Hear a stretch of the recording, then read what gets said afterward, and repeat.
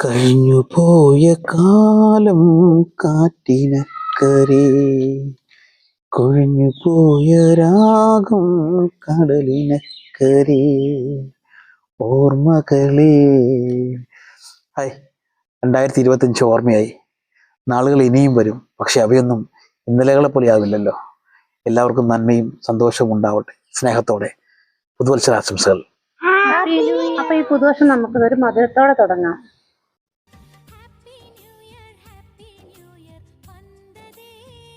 അതിനായി ഇന്ന് നമ്മൾ തയ്യാറാക്കുന്നത് എല്ലാവർക്കും ഇഷ്ടമുള്ള ഒരു ട്രഡീഷണൽ സ്വീറ്റ്. എങ്കിൽ നമുക്ക് തുടങ്ങാം. ഉത്തരം വ്ലോഗ്സിന്റെ new year special laddu recipe. Laddu തയ്യാറാക്കാനായിട്ട് നമുക്ക് ആദ്യം തന്നെ ബൂന്തി തയ്യാറാക്കണം. ഞാനിവിടെ ചെറിയ അളവിലാണ് തയ്യാറാക്കുന്നത്. അതിനായിട്ട് 1 കപ്പ് കടലമാവ് എടുത്തിട്ടുണ്ട്. ഇതിലേക്ക് നമുക്ക് ഓരോ നുള്ളു വീതം സോഡാപ്പൊടി, ഉപ്പ്, മഞ്ഞൾപ്പൊടിയും ചേർക്കാം. ബൂന്തി നല്ലതുപോലെ സോഫ്റ്റായിട്ട് കിട്ടാനാണ് നമ്മൾ സോഡാപ്പൊടി ഉപയോഗിക്കുന്നത്.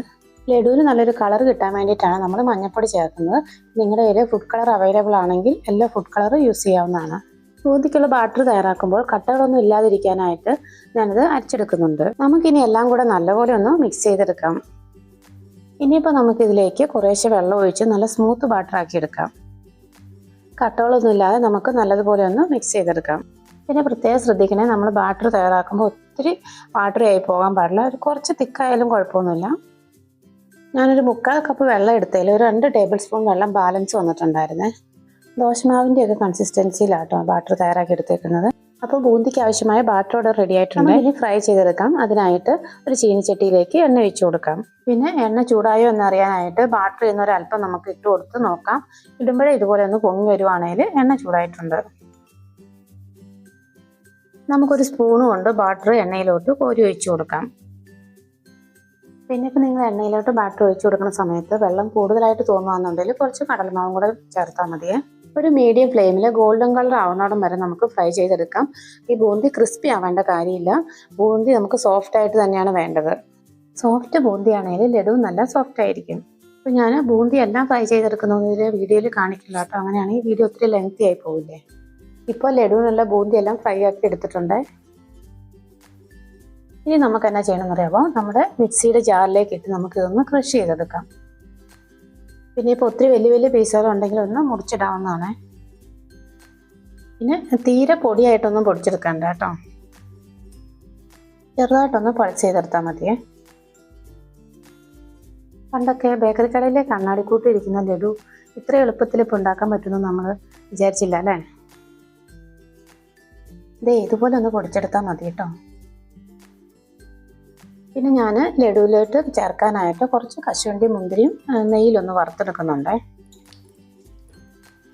മുന്തിരി ഇപ്പം നിങ്ങൾക്ക് കറുത്ത മുന്തിരിയോ ഗോൾഡൻ മുന്തിരി ഏത് വേണേലും എടുക്കാം കേട്ടോ.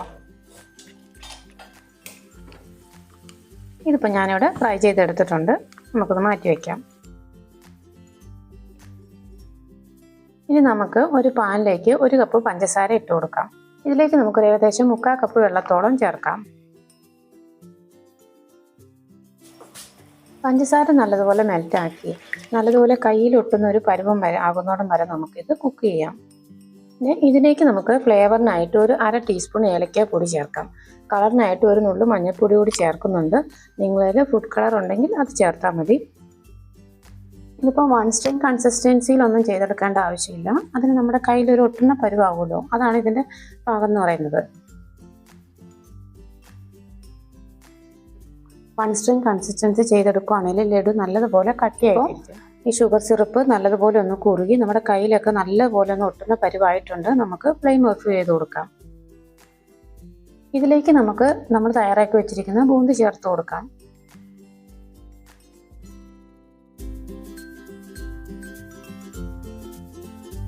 പിന്നെ ഫ്രൈ ചെയ്ത് വെച്ചിരിക്കുന്ന കശുവണ്ടിയും മുന്തിരിയും ചേർക്കാം.